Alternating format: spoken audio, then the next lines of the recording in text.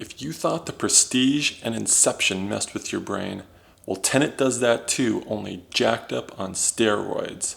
Tenet basically takes your brain, melts it, unmelts it, and then melts it again.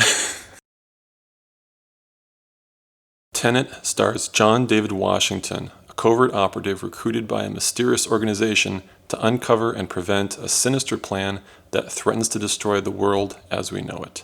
I'm going to be getting into some spoiler material, so I'm just letting you know ahead of time in case you don't want anything ruined for you.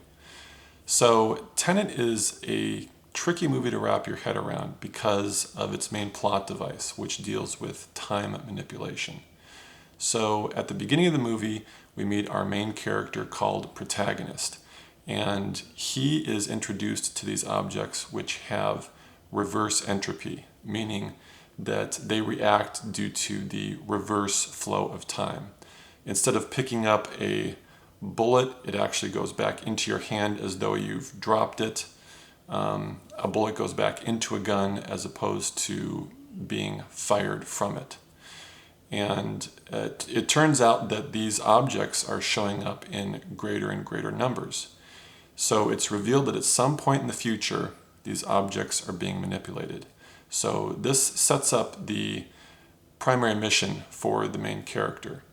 And not only are there objects that have this reverse entropy, but there are locations which allow a person's entropy to be reversed, which basically allows them to travel through time only in rewind. It reminded me of an episode of Star Trek: The Next Generation called Timescape, where the crew travels through a part of space where different pockets of time operate differently. In one instance, Troy sees everyone frozen in time around her. Oh, and there was this amazing tingling sensation that...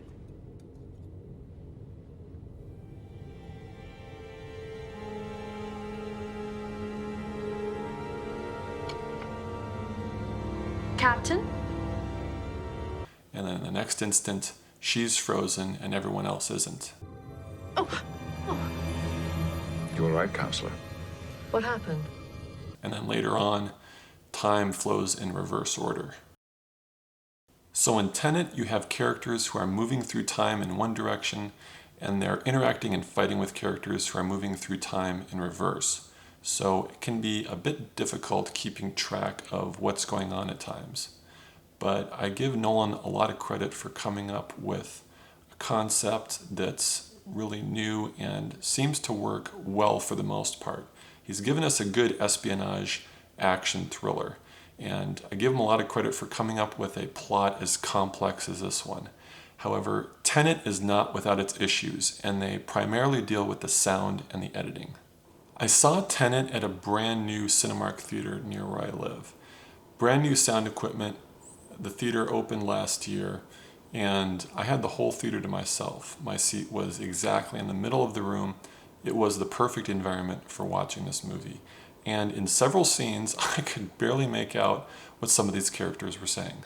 There's a scene early on in the movie where the protagonist meets up with Robert Pattinson's character named Neil.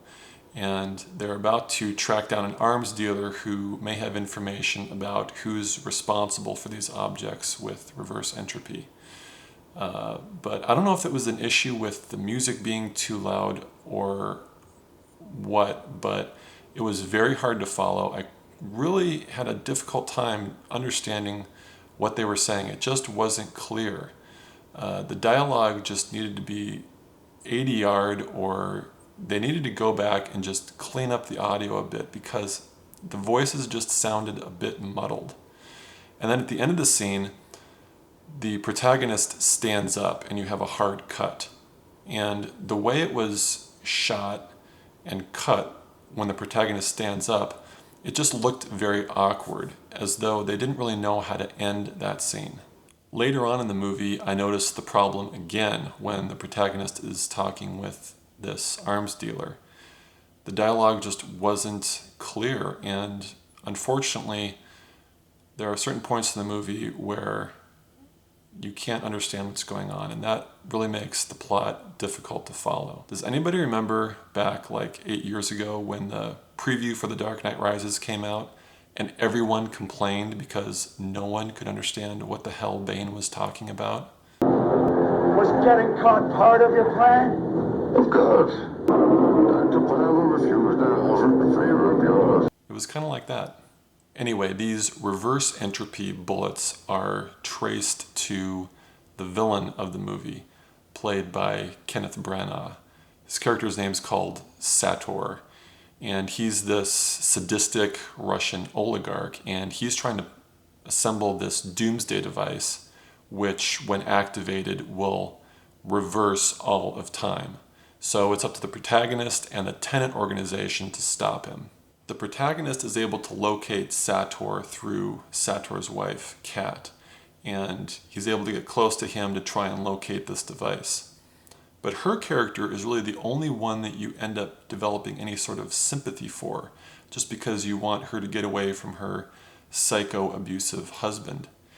And there's so many twists and turns and time manipulation happening that the protagonist just sort of goes from point A to point B to point C without much of a reason, except for the movie to show you that it can do all this really cool stuff. Toward the end of the movie, you have two groups of Tenet soldiers, and they're fighting Sator's men in this secluded, remote town, and they're trying to locate the device and capture it before it's activated.